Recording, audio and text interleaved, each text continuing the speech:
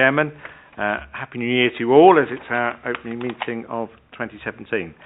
Can I do apologies for absence first, please? We've had apologies from Councillor Oswell and Councillor Nelson is substituting.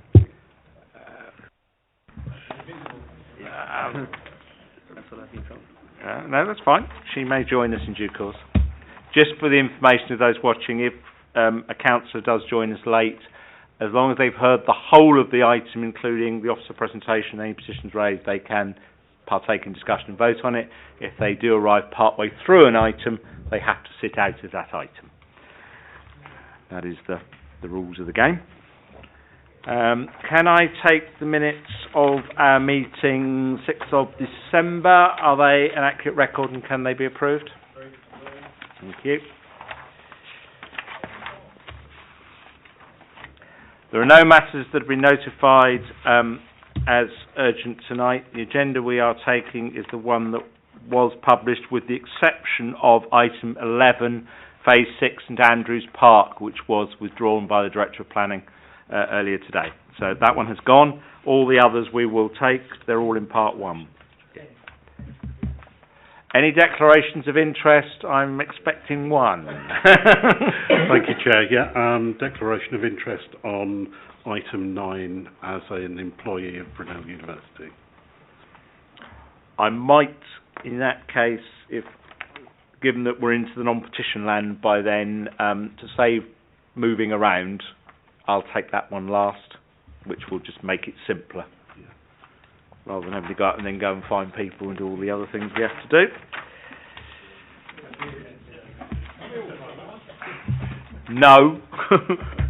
Okay. We have only, we have possibly one petition item tonight. It depends what's going to happen in a minute. Item 6 is potential petition item. The petition objection has been withdrawn. So the applicant does have petition in support, but we'll see in a moment whether they decide they want to speak on it or not. Apart from that, all items are non-petition. If they do, I will then go through what the speaking rights look like, but I'll save us a little time now and just kick this thing off. The voting members tonight are Councillor Brian Stead, Councillor John Morgan, Councillor David Yarrow, Councillor Henry Higgins, Councillor Ian Edwards, Councillor Peter Curling, Councillor June Nelson, if she arrives, and Councillor Janet Duncan. Officer team tonight, Manmahan Ranger is doing highways, Neil McClelland, the major applications team leader, is presenting, James Roger, the head of planning, gives us with advice, Luke Taylor is my clerk, and Nicole Cameron is my legal advisor. That's the formalities done. Can I please move to item 6, Lidl, former Imperial House, Units 1 and 2, Victoria Road. Thank you, Chair. This is an application by Lidl for the erection of a food store on the site of the former Imperial House, Victoria Road. The proposal includes demolition of Unit 1, which was formerly the Comet, and partial demolition of the Value Windows building, and the retention and refurbishment of the existing Benson's for Beds unit located on the site.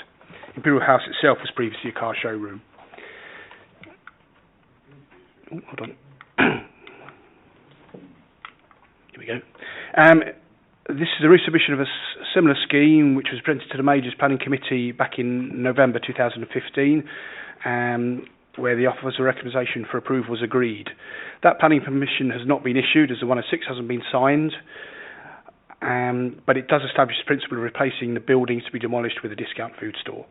The revised scheme increases the size of the proposed food store by just under 600 square metres from the 2,046 square metres originally approved.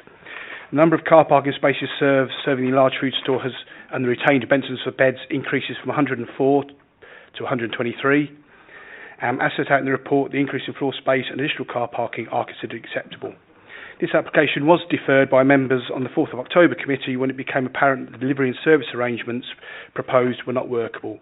The intention at that time was to make use of the existing access adjacent to the Value for Windows building. So, there. A revised layout and updated servicing management plan has been submitted, which reverts back to taking deliveries to the proposed store through the existing car park entrance. So that's there. So you can see the tracking coming through the access there. The service. But now, to avoid conflict with customers using the store during the day, deliveries will take place during the night, outside the store's opening hours. These are revised arrangements are supported by the Council's Highways Officer. The nearest residential neighbours to the site are located, I'll go back to on the opposite side of Victoria Road rather here, but far enough away for them not to be affected by nighttime deliveries. And the whole of this side of Victoria Road is a business and industrial area, so it's already used to a fair amount of nighttime activity. And the application is therefore recommended for approval subject to the conditions and Section 106 heads of terms set out in the report, subject to the amendments set out in the addendum and subject to referral to the Mayor for his Stage 2 consideration. Thank you. James, do you want to add a comment on one of the conditions? It's just a small point. Condition 19 relates to personal permission. We've had one issue with personal permissions before, in that we have to be very careful how they're worded, that we correctly refer to the company. So although we all know this applicant is Lidl Supermarkets, if their trading name is not Lidl UK, it could cause a problem. So what I was going to say is I'd be very grateful if the committee could give me delegated authorities. So should you agree all the recommendation, after the committee I can clarify with Lidl that condition 19 is worded correctly. So I don't want to issue an approval where the personal permission isn't correctly worded to cover the whole of Lidl UK, but not insofar as it could then include Tesco or another supermarket operator. Okay, I think should we go with this, James? I don't think people have any issue with that. That's just a technicality to make sure we get it correct. Okay, as I said in my opening remarks, Lidl do have petitioning support, which does entitle them to speak. It does exist. Is there anyone here from Lidl, and are you intending to speak? Yes. You know the rules. You have 5 minutes. So we're not actually intending to speak. We're just here to answer any questions. Oh, you're going to make my life even easier. Okay. If you just want to stay there for a moment, that's fine. I'll go with that, because that actually might be a helpful way forward for us. So, in that case, I'll open it to member debate, and I'll refer to you for if we want clarification on something, as you haven't used your speaking time, if that's all right. But I think it works on this occasion. Councillor Edwards, then Councillor Duncan, Councillor Morgan, Councillor Higgins. Yeah. Thank you very much. I think this is a small change on a previously agreed application. It's good to see this site being brought back into use. I'm very pleased that we've removed delivery from conflicting with shoppers, and on that basis I would move officers' recommendations. Okay, well, I'll hold that for other people. However, I would like to clarify the condition 18, because the wording at the moment about delivery hours, having read it, is not helpful to me. I think it would probably be better to say when delivery shouldn't be allowed, because that occurs within each 24-hour period. This way, you're saying 6 p.m. to 10 a.m. Sunday. Well, you know. Bear in mind, that's also been varied by the addendum. I've read it. Right. And even here. Let's just have a look at. Yeah, I don't. It's difficult when one day runs into the next to know which period you're talking about. Okay. Can I hold that and let officers think about that? Let's just get some brains working on that. Thank you very much, Chair.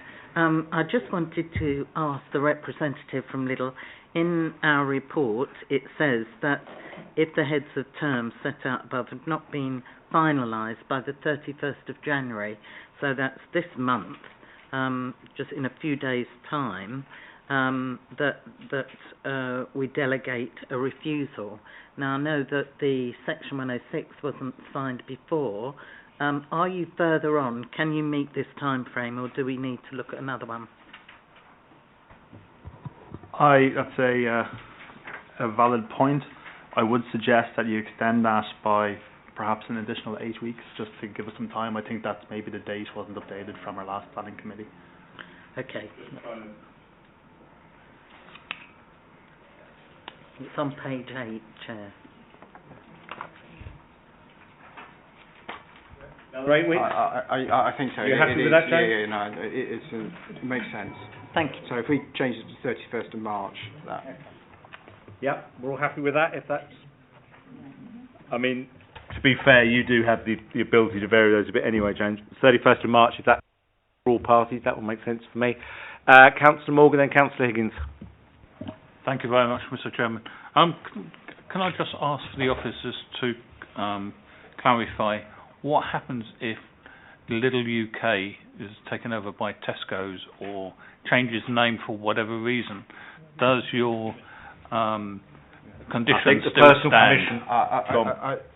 I think, I mean, this is where I may also liaise with the legal officer, should be given, you know, as long as I'm given delegated authority, because there's probably a wording we can use that means, that covers that eventuality. But the reason I wanted to raise it is I've come across the situation before, and I think it was with a supermarket, and we had to then come back to committee, and because of it was worded too precisely. The purpose of making it personal is to ensure we can enforce the conditions on operators of this site. That's the point behind it. Councillor Higgins? Thank you, Chairman. I think it's a better idea, but I'm just a bit concerned that Sainsbury's is up the road. And is President come into effect that then they could start delivering between those hours? Sainsbury's, I know it has nothing to do with this application, but I'm just thinking, if I had built a house and someone else had a different condition, then I could do the same conditions up the road. If I can add, so when Neil was referring to servicing, the key noise, so that road has vehicles all through the day. It's the actual issue of the unloading and loading and the turning right next to the service point, and that service point is right to the far south of the site. It's the complete opposite. So we think it's sufficient distance. Neil goes to the plan, so it's right down. You'll see at the bottom of the plan. That's the servicing area. That's a substantial distance from residential properties, so there isn't an issue. In any other supermarkets, and if I give I mean, I know the site that's Tesco's in Useley, and that has servicing very close to residential property. So, without referencing the example you've given, we'd have to do each site on its merits. Okay. There was one other question that I had. Is it relevant, and did we impose on other sites conditions on lorry noise at night and alarms and that things? Is there anything there, or is that not possible in the current climate?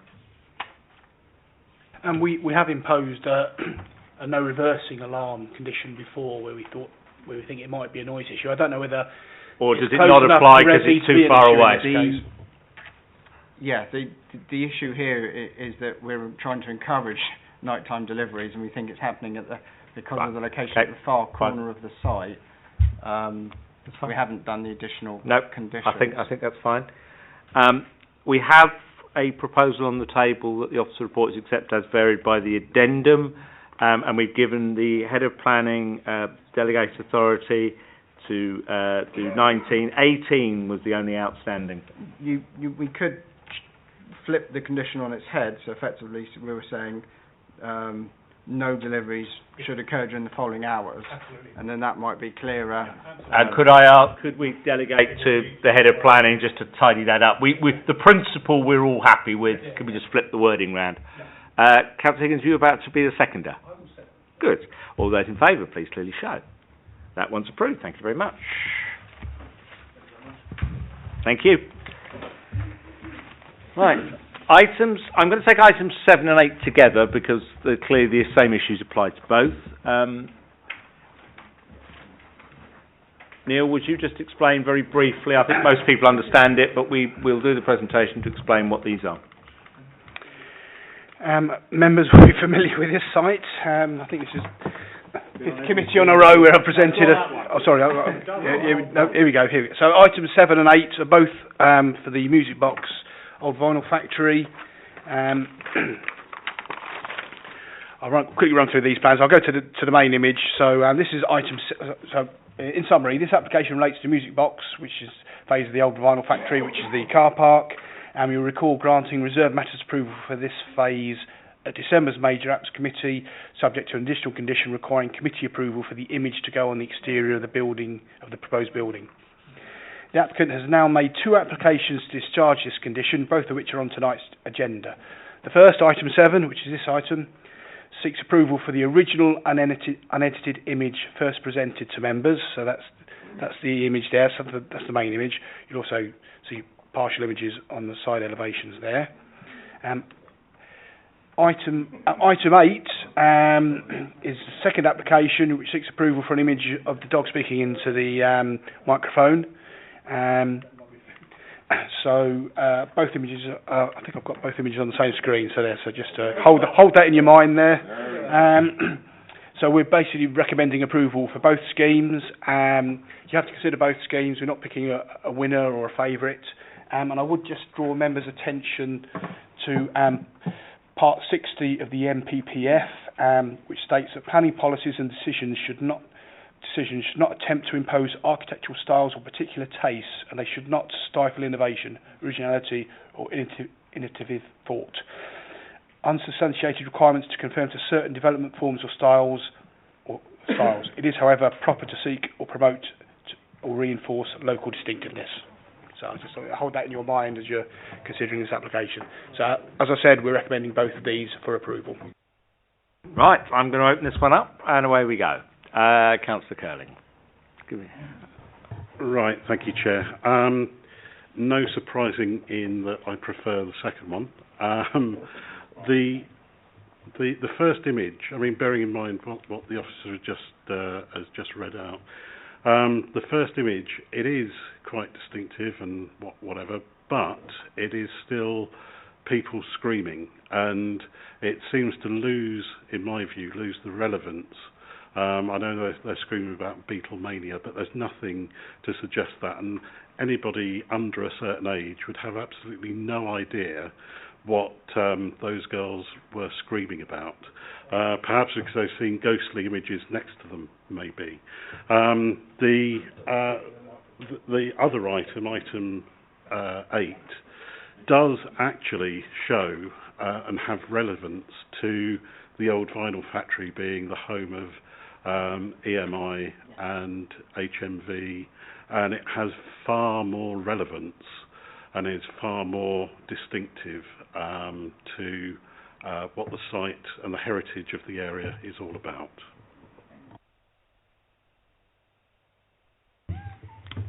I'm slightly disappointed that, having tried to use what influence we have to encourage what I think would be an even better image, it's not been presented before us. The dog is acceptable. The one above, if we're getting into matters of taste, it is not so harmful that I think we could refuse it. I've done my best to encourage a better image to be put on the side of the building. I think the development is doing itself a disservice by each of those. I would encourage them to go further and try and find something that is more representative and more exciting. But that said, that's an encouragement and influence. I would not be voting against it. Thank you. Councillor Higgins. I don't have a problem with either image. It's a sad state of affairs if young people don't know who the Beatles were, although they might think that the factory was actually an element for getting dogs to speak into microphones, which would be even more concerning, wouldn't it? But which is, and that probably they think that's even far worse. Maybe we'd have animal cruelty on our backs as well. But anyway, I think both of them are acceptable. As I said in the beginning, I understand what EMI was about and how they made their money, and they actually make films as well. So there's lots of things to do, and it's fine. I don't have a problem with that, and I don't think we should actually dictate to businesses which one they should have, to be quite honest, and that's why I abstained last time, and that's my feeling on it. I think it just makes us look stupid, to be quite honest. Councillor Duncan, you indicated, and Councillor Stead, thank you. Thank you very much, Chair. I didn't like the first image, which was of screaming girls, for all kinds of reasons. And also I felt that in Hayes we're looking to the future. This is a new development. It's marking a new phase. And Hayes is a very multicultural area. And I could have accepted it more had there been other groups and representatives of the population included. EMI wasn't just about the Beatles. There were some also quite famous classical recordings made there as well. And I think that the dog is an iconic image. It's a shame they couldn't come up with a better image, and I agree with Councillor Edwards on that point. But rather than having screaming girls, and don't forget this building is going to be there probably long after we're gone, when probably the Beatles won't be so topical, probably still famous but not in the same way. And so I think that the dog goes back really to the start of this, and it reflects the history of the site. Thank you. Okay, Councillor Stead. Thank you, Chairman. Yeah, I've been around this area for many, many years, and the dog speaking into whatever it is he's speaking into was an image that I saw almost daily on my way to and from work. And yes, the EMI building wasn't just the Beatles, wasn't even just the dog. There was lots of other work went on over there for the armed forces and stuff like that. So I actually support this application. That's all of it? Yes. Yeah, okay. Councillor Yarron. Thank you, Chairman. Well, I agree with what most of all my colleagues have said. His Master's Voice is a well-known label, and still is a well-known label. Also, if you look at the photographs, the first one, I doubt very much you would see it on the side of the building. It's very much lacking in contrast. The other one stands out as to what it actually is. Like my colleagues, it would be nice if they could have chosen something slightly different to depict the area that it's in, but I would certainly hope that they would choose His Master's Voice and the dog speaking into the microphone. Okay, I'm going to move. I think we've probably heard the set of views that we're going to get. We've also heard the officer's guidance that we may have preferences, and those have been clearly expressed tonight and will be minuted. But equally, we may also, the NPPF does paint us into a little bit of a corner. Can I have a proposer on item 7, please? Oh, I've got 2. Well, I'll go with Councillor Higgins. Yeah, because I like that one. Yeah, so you're proposing officer recommendations that we approve it. Do I have a seconder? Councillor Edwards. Yep. All those in favour, please clearly show. I've got 5. All those against, please clearly show. 2, 5, 2. Would have been 3 if someone turned up. Well, I look. I have to go with who's here. I can't invent that, can I? Can I have a proposer? Can I have a proposer, please, for item 8? Oh, I'll go with I'll go with Councillor Duncan and Councillor Morgan as second, just to change it around. All those in favour, please clearly show. That's unanimously approved. Right, so we've got 2 images out of the way tonight. Right, let's move on before I'm going to take 9 last to save us rearranging the furniture. Item 10, please. Hillside Junior and Infant School, Northwood Way, Northwood, page 83. And we'll need to see plans and everything on this one because it is a full application.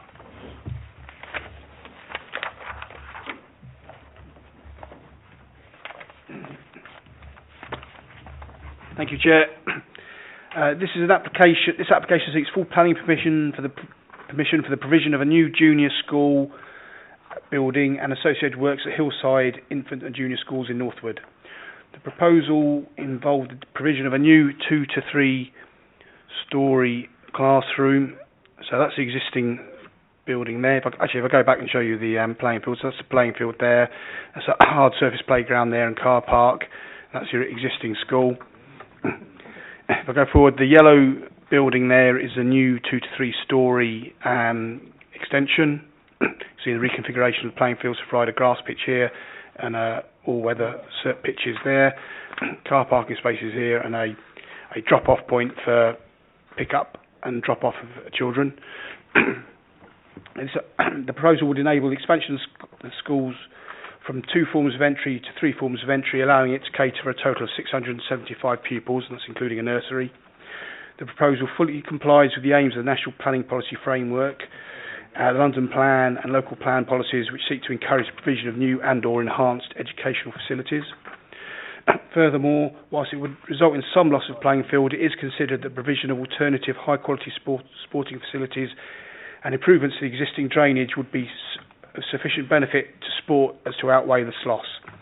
such that this proposal would not be contrary to current policies which seek to preserve existing playing fields and sports provision. If I just quickly show you, so this is the floor plan, so that's the lower ground floor. The site's got a complicated topography, so you end up with the lower ground floor, that's the ground floor, and that's the first floor. It comes a bit more clearer in the 3D view. So that's the only actual true three-storey element, that being two-storey and that two-storey. There's the elevational view. This is a cross-section through the site, so you can see the change in levels here. That's another cross-section. This is quite a useful cross-section as it shows the relationship with the new building with the nearest residential neighbours. You can see they're quite long gardens. The back fence is just past where that tree is shown on there. And you can see the three-storey element, because the ground drops away at that stage, that effectively only has a two-storey relationship with the rear garden of that property. Sport England have objected to the proposal, and accordingly, if members resolve to approve the application, the decision would be referable to Secretary of State. It is not considered that the proposed development would result in an unacceptable impact on the visual amenities of the school site or on the surrounding area. Furthermore, it is not considered that the proposal would have any significant detrimental impact on the amenities of occupiers of neighbouring residential units. The proposal is supported by a detailed transport assessment and provides for mitigation measures to reduce the impact on the local highway network.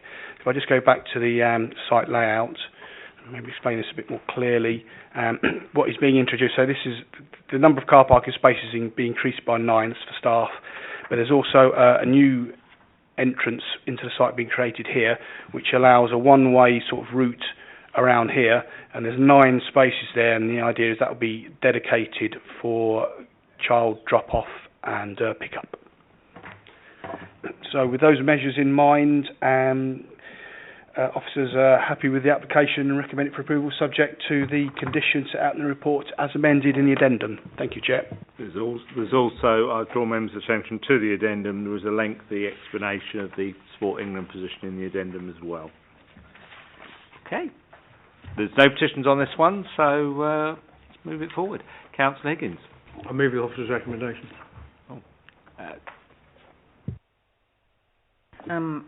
As this proposes building, which now there'll be a two-storey building with windows looking into the residential properties it faces, can I ask if those people were consulted and if there was any response from them, if people were happy with this? There was 111 consultations done on this application, so it was very comprehensive, and there's only 2 objections, but I'll let Neil go.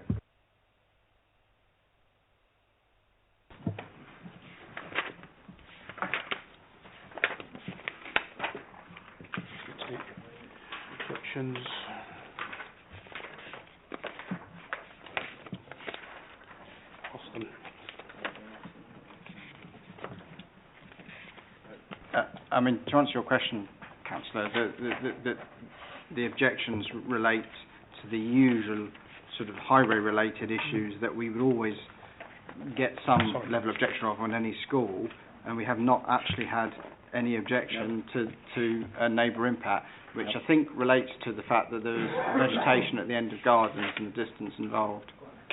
Okay. Okay. In that case, I don't see any other hands. Do I have a seconder? Councillor? Please, the secondation. Okay. All those in favour, please clearly show. That one's unanimously approved. Thank you very much.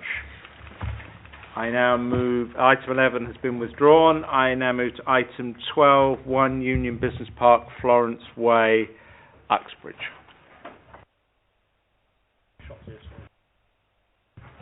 This is change of use application, so relatively straightforward.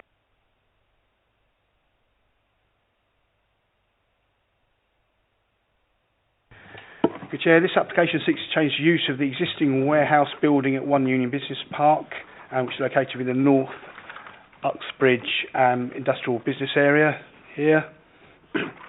From use class B8, which is storage and warehouse, to uses within the B1C, light industrial, B2, general industrial, and B8, storage and warehouse use, in order to widen the scope of potential occupiers for the building, together with alterations to the layout of the existing parking and associated landscaping.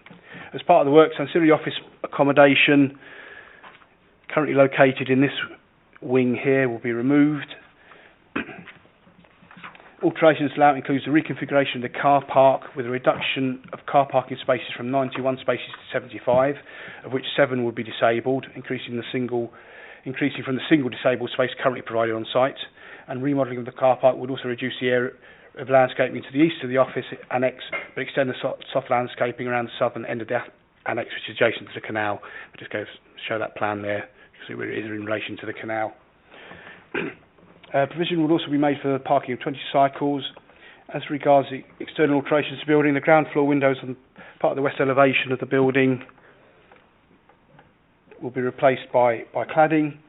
The existing blue cladding of the entrance canopy on the eastern side of the elevation office annex would also be replaced. So the actual external changes are fairly minimal. No objections are raised to the change of use within the proposed use, because they're all appropriate for an industrial business area. Conditions have been added to ensure that the existing acoustic fence along the eastern boundary of the site is retained in good condition in the future, and any additional plant and air conditioning systems meet appropriate noise criteria. No objections are raised to the alteration works to the building.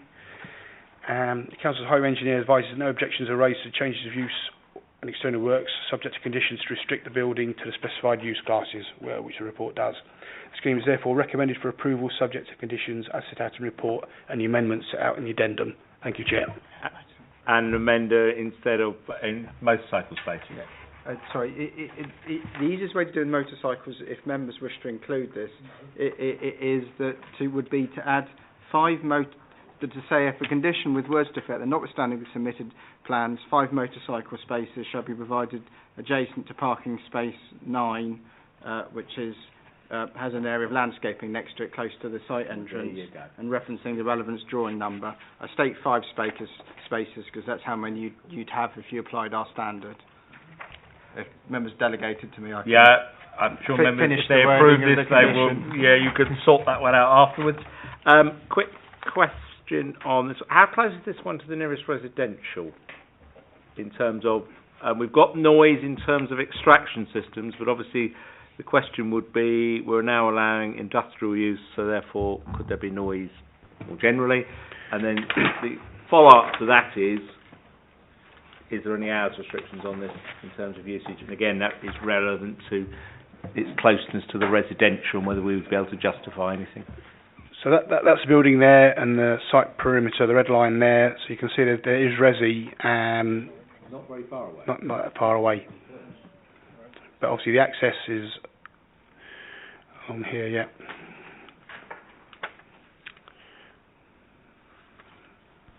The canal side is fine, but on the other side there is resi behind it. Yeah, on the other side of the main of the road. How big and busy a road is that? I'm just to see which road are we talking about.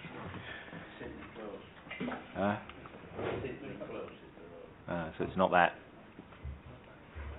So I suppose my question would be: is there any justification for either a restriction on operating hours for industrial purposes, and also whether condition 8 needs tweaking?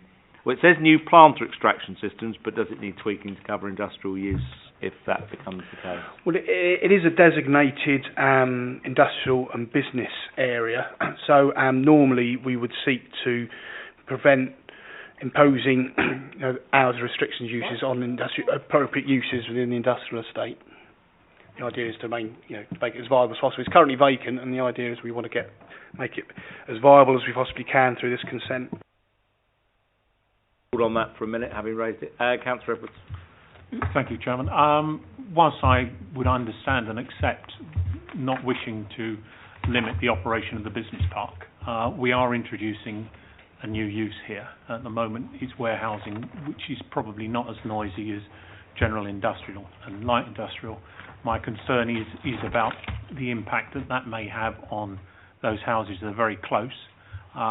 If this were allowed without any restriction on noise, I don't believe it would be a sustainable development, in that the residents would complain about it and it would be stopped. I would encourage a noise condition regarding noise level at the closest residence. James? Yeah, please. I concur with what Neil said, but equally there's a balancing act, and there are occasions where we have imposed stricter noise conditions, but that's they've tended to relate to things like waste transfer stations or uses or proposals where we've been felt there is reason to be stricter on the noise conditions. I don't know if that helps. It does, but at the moment this is warehousing. I don't know how old the property is opposite. I would suggest it's reasonably new, as some of the plans show it's allotment space. Somebody may have purchased there understanding that this is the conditions of use of the property. We're now putting an industrial premise next door without any constraint, and I don't believe that is warranted. There is scope here.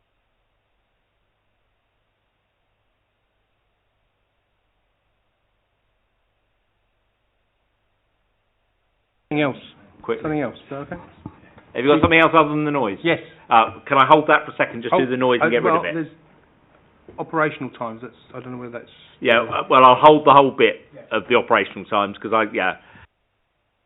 Thank you, Chairman. No, this is about noise. I mean, we're changing it from warehousing to light industrial, and I agree with Councillor Edwards. I mean, light industrial can mean absolutely anything, and you could have somebody setting up with a press machine, pressing out widgets by the thousand off pieces of sheet steel. That makes a noise when you're doing it. But if only there was that amount of work about. But that's not the point. People are living there. And if you're going to be generating noise, it has to be controlled. And I think all we're asking for is some recognition of the fact that it's moving from a warehousing to light industrial. Well, I think the head of planning... general industrial, light industrial. Has just reminded me that B2 could include noisy uses. He has just... people are right in that general assumption. I'm not proposing at this stage to add any conditions at all to the report, because we as officers, because of the designation of the site, don't want to see all of the new industrial development heavily conditioned, because that could stifle growth. But nonetheless, it would not be inappropriate if members felt it appropriate for members to add conditions if they are concerned about noise. Okay. Well, there is some general concern. Councillor Duncan? Thank you, Chair.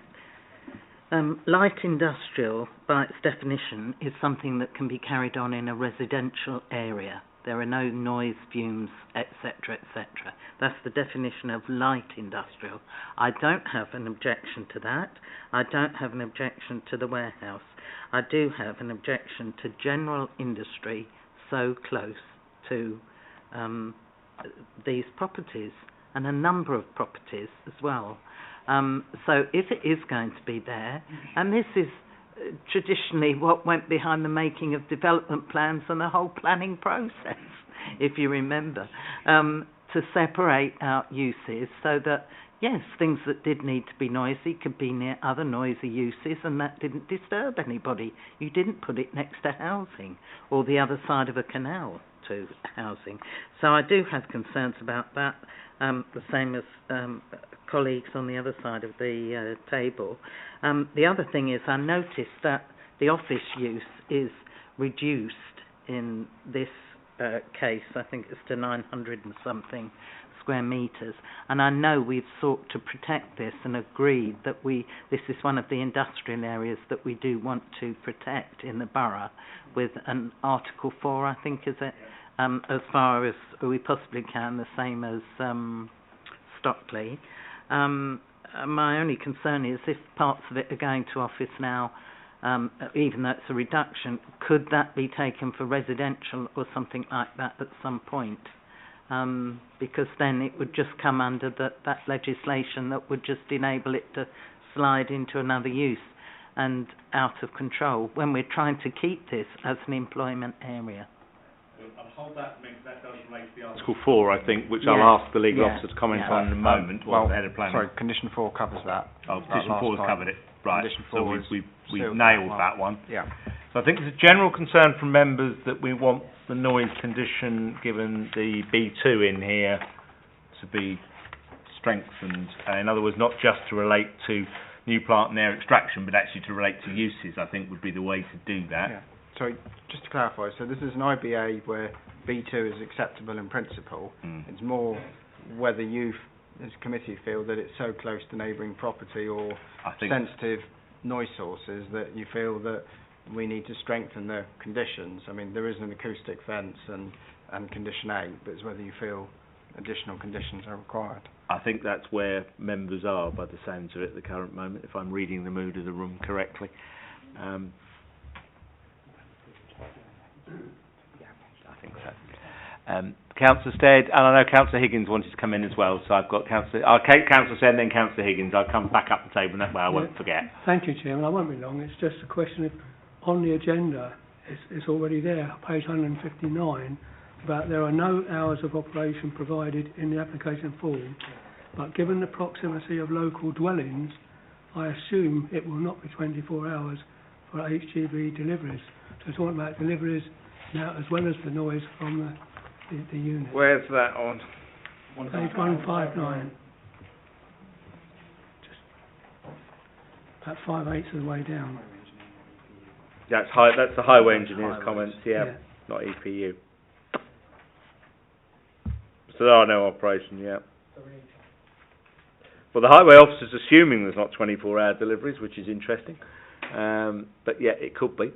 Councillor Higgins, do you want to come in for a moment while officers are just scratching their head on that point? Yeah, obviously, that was one of my points, was about operation hours, which you're dealing with. The other thing is electric cars. It says here we have 20% active EU charging and 10% passive. This is to be conditioned. How many actually is that? Yeah, and the other point is that obviously I do understand that looking at this drawing it doesn't really apply, but I noticed that a lot of industrial areas are now just springing up these hashish bars and things after hours. I mean, we don't allow that type of activity, do we? James? Do you know what I mean? For condition 3 and part 2D says there'll be 15 car parkings will be served by electric charging points, with a further 8 spaces being capable of easy adaptation. Thank you. And That's the second point. the shisha. Sheesh bars. In other words, I think the councillor's question is, do the restrictions on uses that we've got make sure that can't happen? Yeah. Am I phrasing it correctly for you? You are absolutely perfect. Thank you very much, Chairman. I mean, it basically says it should be used only for the purposes within the use class B1, C, B2 and B8 of the schedule of the Town and Country Planning Use Classes Order. So that anything else falling outside that would need planning permission.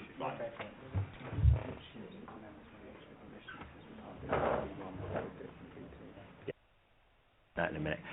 Councillor Duncan, sorry, I've got too many things. Thank you, Chair. I'd just like to come back on the point about use and the officer's comment it's taken care of in condition 4, but that just says to ensure that adequate parking facilities are provided. It doesn't really comment on the suitability or otherwise, or the preservation of this as an industrial warehousing area. The legal officer was saying words to the effect that I should seek delegated authority Oh, right. To amend that. All right. amend condition 4 All right. ensure I fully address your concern. Thank By you very paraphrase much. what was being said to me. Thank you very much to both officers. My thanks. Yeah. Do I take it that in terms of the noise, in general, that as I think Councillor Duncan did point out, B1 you could actually have almost anywhere anyway, so we can't really get too excited about that. B8 it's already got, and that's got no conditions on it. So our noise concerns relate to the potential B2 uses, which are the least likely but could happen. So that's the one where we would want the noise condition to be strengthened. Am I correct? The wording of that will just take a little work, and I'm going to suggest that if members are happy to go with this, that's delegated to myself and the Labour lead to approve the final version, because some brains will have to work on that. In terms of operating hours, are we happy to let it sit where it is to avoid imposing further restrictions, or do we want to haul in the B2? HGV deliveries. Yeah, so the additional conditions we're talking about all relate to B2 use Yep. only. So we'd start the condition saying, if it's a B2 use, the following applies. So we're looking at noise and deliveries and hours of operation. As long as the conditions referring to relate to B2 use Yep. only, I'm comfortable with members adding additional conditions. Right. So I think members' concern is around a potential B2 next to a residential area, which is fine. And either the noise, the HGV deliveries and the hours of operation of that, because that would be your concerns. Yes? Have I captured them correctly? But we were talking about HGV movements in general earlier on, and I think the highways officer had commented that there was an assumption that there would not be HGV movements in unsocial hours. So that would, if there was any, apply to any use. Hang on, yeah, but the trouble is the existing B8. The existing B8 could do it anyway. The reason I'm being quite specific in saying that I'm comfortable with conditions that relate to B2 use is the existing B8 is what it is. Is what it is, and that there's a fallback position.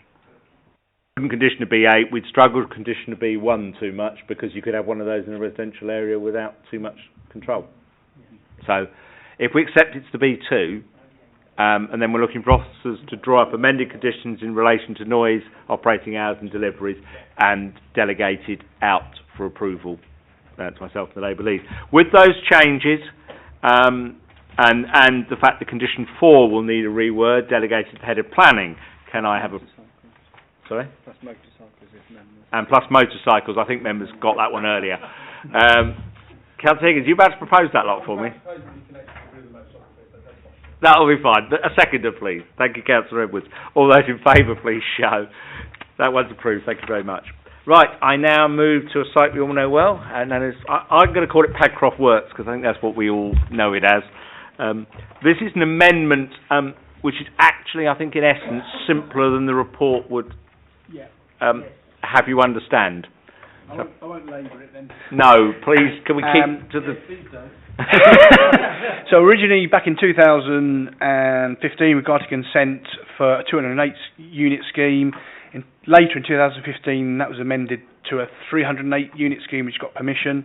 This application seeks to amend that 308 unit scheme. The number of units doesn't change, the mix of units doesn't change, the number of parking spaces doesn't change. So in summary, it includes an extension to the basement, keeping number of car parking spaces the same at 293, but removing the car stackers that the scheme relied on previously. So that is the new non-car stacker basement. And an infill extension between blocks 1 and 2. So this at one time was 2 separate blocks. That the proposal is to infill that section there. That was left open in the original scheme because originally there was going to be a route through to the high street, but that required demolition of a unit in a rather attractive parade, and it proved was no longer considered required. So that dropped out of the previous permission. As I said, it doesn't increase the number of units or the mix of units. What it does do is allow some of the units to be larger, so the number of bedrooms stays the same, but they become larger, and it also allows a service core that at one time overhung this ramp to be moved inside the building. So that's what that extra space is being used for. And the only other changes are that the cycles parking, there was some included behind this building that's been located to a more accessible location.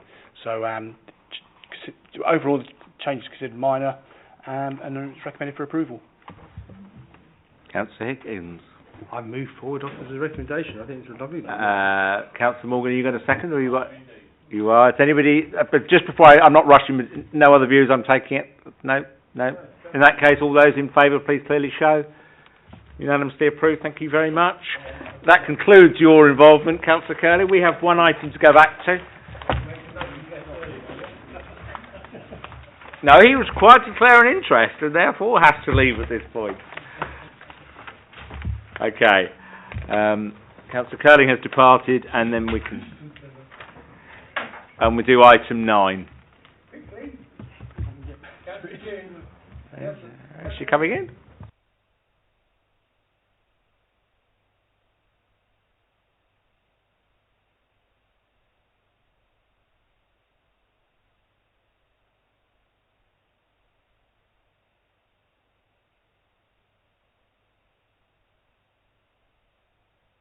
thing, so therefore you don't worry. Neil, will you just very quickly explain this one? Yeah. Thank you. No problem. Very quickly, so this application relates to Site 3 of the Brunel University campus, which is where they've got all their various playing fields.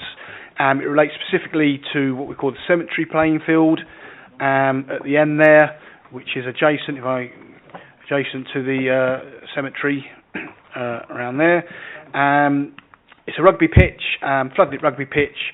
The current hours of use restrictions, permanent hours of use restrictions, stop its use at 9 o'clock. However, the last 18 months it's had a series of temporary permissions, so it has actually been operating till 10 o'clock for the last 18 months without any complaints to EPU, and this application seeks to make that a permanent solution, and we're recommending approval.